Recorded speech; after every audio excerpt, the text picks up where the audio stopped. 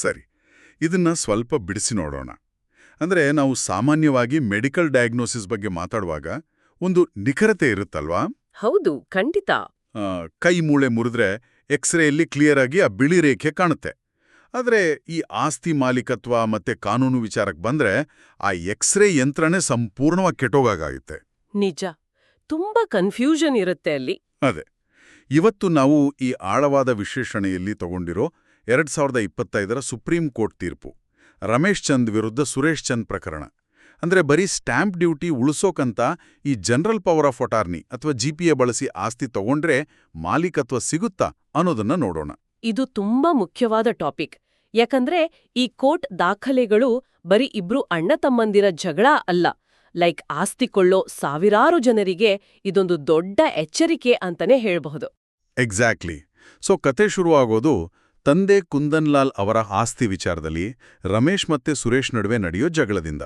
ಇಲ್ಲಿ ಸುರೇಶ್ ಹೇಳ್ತಾನೆ, ನನ್ನತ್ರ 1996ರ ಜಿಪಿಎ ಇದೆ, ಅಗ್ರಿಮೆಂಟ್ ಟು ಸೆಲ್ ಇದೆ, ಮತ್ತೆ ಒಂದು ವಿಲ್ ಕೂಡ ಇದೆ ಅಂತ. ಹೌದು, ಆ ಎಲ್ಲಾ ಕಾಗದಗಳನ್ನ ಇಟ್ಕೊಂಡು ತಾನೇ ಮಾಲೀಕ ಅಂತ ಅವನು ಕ್ಲೇಮ್ ಮಾಡ್ತಾನೆ. ಆದ್ರೆ ರಮೇಶ್ ವಾದ ಬೇರೆನೇ ಇತ್ತು. ಕರೆಕ್ಟ್. ರಮೇಶ್, ನಾನು 1973ರಿಂದಾನೇ ಆಸ್ತಿಯ ಸುಪರ್ದಿಯಲ್ಲಿ ಅಂದ್ರೆ ಪೊಸೆಷನ್ನಲ್ಲಿದ್ದೀನಿ ಅಂತ ಹೇಳ್ತಾನೆ. ಇದನ್ನ ನೋಡಿದ್ರೆ ಆ ಕೇವಲ ಜಿಪಿಎ ಇಟ್ಕೊಂಡು ಆಸ್ತಿ ನಂದು ಅನ್ನೋದು ಹೇಗಿದೆ ಅಂದ್ರೆ ಕಾರ್ ತಗೊಂಡು ಕೇವಲ ಮ್ಯಾನ್ಯುಯಲ್ ಬುಕ್ ಮಾತ್ರ ಇಟ್ಕೊಂಡು ಕೀಲಿಕೈ ಇಲ್ದೇ ಇರೋ ಹಾಗೆ ಅಲ್ವಾ? ಹೌದು, ಅದೇ ಸರಿಯಾದ ಹೋಲಿಕೆ. ಬರೀ ಕಾರಿನ ಮ್ಯಾನ್ಯುಯಲ್ ಓದ್ಕೊಂಡು ಕಾರ್ ಓಡ್ಸೋಕಾಗಲ್ಲ ನೋಡಿ. ಇಲ್ಲಿ ಸುರೇಶ್ ಹತ್ರ ಕಾಗದಗಳ ದೊಡ್ಡ ಕಂತನೇ ಇತ್ತು, ಆದ್ರೆ ಆಸ್ತಿಯ ಕೀಲಿಕೈ ಅವನತ್ರ ಇರ್ಲಿಲ್ಲ. ಆದ್ರೂ ಅಷ್ಟು ದಾಖಲೆಗಳಿದ್ರು ಸುಪ್ರೀಂ ಕೋರ್ಟ್ ಅದನ್ನೆಲ್ಲ ಕಸದ ಬುಟ್ಟಿಗೆ ಹಾಕಿದ್ದೇಗೆ? ಇಲ್ಲಿ ನಾವು ಟ್ರಾನ್ಸ್ಫರ್ ಆಫ್ ಪ್ರಾಪರ್ಟಿ ಆಕ್ಟ್ನ ಸೆಕ್ಷನ್ 54ನ್ನ ಗಮನಿಸಬೇಕು. ಆಸ್ತಿಯ ಮಾಲೀಕತ್ವ ಸಂಪೂರ್ಣವಾಗಿ ಬದಲಾಗಬೇಕು ಅಂದ್ರೆ ಇರೋದು ಒಂದೇ ದಾರಿ, ಅದು ರಿಜಿಸ್ಟರ್ಡ್ ಸೇಲ್ ಡೀಡ್ ಮಾತ್ರ. ಅಂದ್ರೆ ಅಗ್ರಿಮೆಂಟ್ ಟು ಸೆಲ್ ಅನ್ನೋದು ಮಾಲೀಕತ್ವ ಅಲ್ವಾ? ಖಂಡಿತ ಅಲ್ಲ. ಅದು ಬರೀ ಭವಿಷ್ಯದಲ್ಲಿ ಆಸ್ತಿ ಮಾಡ್ತೀನಿ ಅನ್ನೋ ಒಂದು ಭರವಸೆ ಅಷ್ಟೇ. ಅದ್ರಿಂದ ಓನರ್ಶಿಪ್ ಬರಲ್ಲ. ಓಹೋ, ಒಂದು ನಿಮಿಷ. ಹಾಗಾದ್ರೆ ಆ ರಿಜಿಸ್ಟರ್ಡ್ ವಿಲ್ ಕಥೆ ಏನು? ಕನಿಷ್ಠ ಆ ವಿಲ್ ಮೂಲಕವಾದ್ರೂ ಆಸ್ತಿ ಸುರೇಶ್ಗೆ ಬರ್ಬೇಕಿತ್ತಲ್ಲ? ಅದು ಪಕ್ಕಾ ಕಾನೂನುಬದ್ಧ ದಾಖಲೆ ಅಲ್ವಾ? ಮೇಲ್ನೋಟಕ್ಕೆ ಹಾಗೆ ಅನ್ಸುತ್ತೆ. ಆದ್ರೆ ಕೇವಲ ರಿಜಿಸ್ಟರ್ ಆಗಿರೋದು ಒಂದೇ ಸಾಕಾಗಲ್ಲ. ಇಂಡಿಯನ್ ಎವಿಡೆನ್ಸ್ ಆಕ್ಟ್ನ ಸೆಕ್ಷನ್ 68ರ ಪ್ರಕಾರ ವಿಲ್ ಪ್ರೂವ್ ಮಾಡೋಕೆ ಒಂದು ಮುಖ್ಯವಾದ ರೂಲ್ ಇದೆ. ಏನ್ ರೂಲ್ ಅದು? ಆ ವಿಲ್ಗೆ ಸಹಿ ಹಾಕಿದ ಕನಿಷ್ಠ ಒಬ್ಬ ಸಾಕ್ಷಿಯನ್ನಾದ್ರೂ ಕೋರ್ಟ್ ಮುಂದೆ ತಂದು ನಿಲ್ಲಿಸ್ಬೇಕಿತ್ತು. ಆದ್ರೆ ಸುರೇಶ್ ಆ ಕೆಲ್ಸ ಮಾಡ್ಲಿಲ್ಲ. ಓ, ಸಾಕ್ಷಿನೇ ಇರಿಲ್ವಾ? ಹೌದು. ಅದ್ರ ಜೊತೆಗೆ ಇನ್ನೊಂದು ದೊಡ್ಡ ಅನುಮಾನ ಬಂತು ಕೋರ್ಟ್ಗೆ. ತಂದೆ ಯಾವುದೇ ಸ್ಪಷ್ಟ ಕಾರಣ ಕೊಡದೆ ಉಳಿದ ಮಕ್ಕಳನ್ನ ಆಸ್ತಿಯಿಂದ ಹೊರಗಿಟ್ಟಿದ್ದು. ಈ ತರದ ಸನ್ನಿವೇಶ ಸರಿಯಿಲ್ಲ ಅಂದಾಗ ಆ ವಿಲ್ ಸಂಪೂರ್ಣವಾಗಿ ರಿಜೆಕ್ಟ್ ಆಯ್ತು. ಸರಿ, ವಿಲ್ ಹೋಯ್ತು, ಜಿಪಿಎ ಹೋಯ್ತು. ಆದ್ರೆ ಸುರೇಶ್ ಹಣ ಪಾವತಿಸಿ ಅಗ್ರಿಮೆಂಟ್ ಮಾಡ್ಕೊಂಡಿದ್ದಲ್ವಾ? ಅಲ್ಲಿ ಸೆಕ್ಷನ್ 53A ಅಡಿಯಲ್ಲಿ ಪಾರ್ಟ್ ಪರ್ಫಾರ್ಮೆನ್ಸ್ ರಕ್ಷಣೆ ಸಿಗ್ಬೇಕಿತ್ತಲ್ವಾ? ತುಂಬಾ ಜನ ಹೀಗೆ ಅಂದ್ಕೊಳ್ತಾರೆ, ಅವನು ಹಣ ಕೊಟ್ಟಿದ್ದಾನಲ್ಲ, ಕಾನೂನು ಸ್ವಲ್ಪವಾದ್ರೂ ರಕ್ಷಣೆ ಕೊಡಬೇಕಿತ್ತು ಅಂತ. ಹೌದಲ್ವಾ? ತರ್ಕಬದ್ಧವಾಗಿ ನೋಡಿದ್ರೆ ಅದು ಕರೆಕ್ಟ್ ಅನ್ಸುತ್ತೆ. ಆದ್ರೆ ಆ ನಿಯಮದ ಹಿಂದಿರೋ ವಾಸ್ತವ ಬೇರೆ ಇದೆ.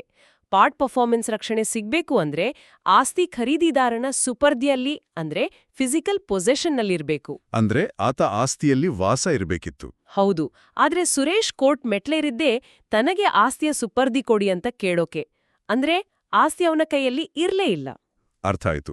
ಅಂದ್ರೆ ನೀವು ಆಸ್ತಿಯ ಒಳಗೆ ಇಲ್ಲದೆ ಹೊರಗಡೆ ನಿಂತು ಆಸ್ತಿ ನಂದು, ನನಗೆ ರಕ್ಷಣೆ ಕೊಡಿ ಅಂತ ಕಾನೂನನ್ನ ಕೇಳೋಕ್ಕಾಗಲ್ಲ ಅಂತಾಯ್ತು. ಎಕ್ಸಾಕ್ಟ್ಲಿ. ಅದೇ ಅಸ್ಲಿ ಸಮಸ್ಯೆ ಇಲ್ಲಿ. ಆತನಿಗೆ ಆಸ್ತಿಯ ವಶ ಇರ್ಲಿಲ್ಲ, ಹಾಗಾಗಿ ಆ ಸೆಕ್ಷನ್ 53A ರಕ್ಷಣೆ ಕೂಡ ಸಿಗ್ಲಿಲ್ಲ. ವಾವ್. ಅಂದ್ರೆ ಅವನ ವಾದ ಸಂಪೂರ್ಣವಾಗಿ ಬಿದ್ದೋಯ್ತು. ಅಂತಿಮವಾಗಿ ಸುಪ್ರೀಂ ಕೋರ್ಟ್ ಏನ್ ಹೇಳ್ತು? ಸುಪ್ರೀಂ ಕೋರ್ಟ್ ಸುರೇಶ್ನ ಎಲ್ಲಾ ದಾಖಲೆಗಳು ಅಮಾನ್ಯ ಅಂತ ಸ್ಪಷ್ಟವಾಗಿ ತೀರ್ಪು ಕೊಡ್ತು. ಆಸ್ತಿಯನ್ನ ಎಲ್ಲಾ ವಾರಸುದಾರರಿಗೆ ಸಮಾನವಾಗಿ ಹಂಚ್ಬೇಕು ಅಂತ ಆದೇಶಿಸ್ತು.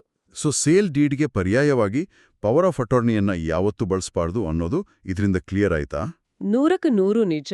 ಇದೊಂದು ಕಟ್ಟುನಿಟ್ಟಿನ ಎಚ್ಚರಿಕೆ ಎಲ್ರಿಗೂ. ಶಾರ್ಟ್ಕಟ್ಸ್ ಯಾವತ್ತೂ ಸೇಫ್ ಅಲ್ಲ.